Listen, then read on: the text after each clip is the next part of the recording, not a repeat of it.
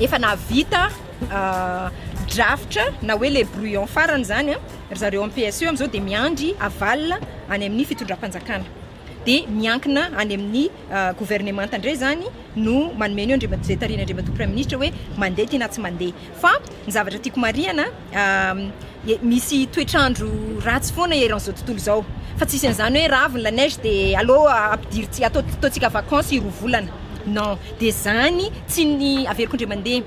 tsy nahiditra janvier tsika nahiditra mars nahiditra septembre raha mbola io pédagogie io de eto foana tsika na 50 na 100 taona na 200 taona azy fa ilaina ny fanamboarana amin'ny resaka pédagogie zany na inona na PSE na inona fa any amin'le tsy contenu nula moa tena mila mpanaovina éducation civique sy ny sisa zao moa nataoko momba ny éducation civique hoe ny zavatra rehetra atao de tokony atao transversal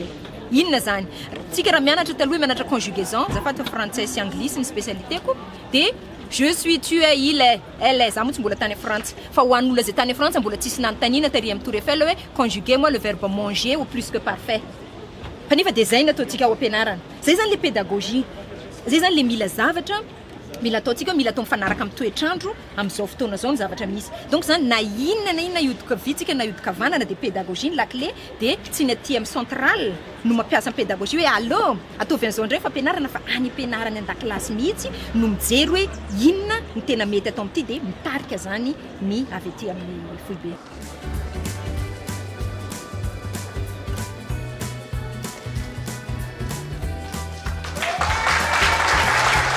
tsisy mitarekireky zany eto teneniko hoe manomboka mandeha terrain ary tsy sangisangy zany midina antsetra daholo ny olana zany de zao ny dafy ohatra hoe mampifilafila mamoaka vola tonga avy any anefa ny avy any amin'ny district ankandreo efa mandeha lalana firy vao tonga aty fa raha ohatra ka ny dafy manao mission tonga any mahita hoe mandeha tongotra mifandimby zany taloha mako hoe olona anankiray mandeha midina any daholo mazay mahafantatra ny irifiry donc agir national fa tsy local tsy hoe zay ngetroka de tsy mandeha mirobo janoary fa mandeha daholo donc zany ty fitondrana zay olona homme de terrain sy femme de terrain zay ty de mila action azo refesina tsy mitanila ary indrindra transparent de hitanareo eo moa hoe ahoana ny tena fampiarana an'izany rehefa manomboka latsinainy de efa pare zay